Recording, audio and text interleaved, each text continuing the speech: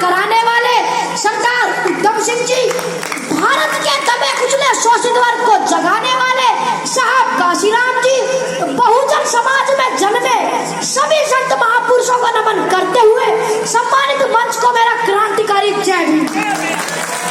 साथियों, आज 14 अप्रैल बाबा साहब के जन्म दिवस की आप सभी को हार्दिक शुभकामनाएं देता हूँ।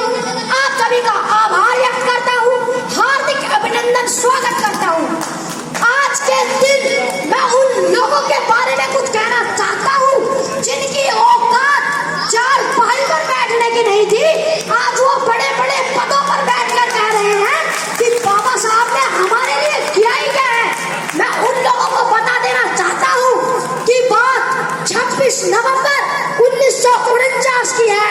26 नवंबर 1949 को बाबा साहब ने इस देश का संविधान बनाकर तैयार किया और जब बाबा साहब संविधान को लेकर संसद भवन में पेश कर वापस आ रहे थे, तब वहां पर एक महापुरुष थे जिनका नाम था आचार्य कृपाली जी। आचार्य कृपाली जी ने पूछा, अरे अम्बेडकर, आज आप इतने खुशनगर क्यों आ रहे हो?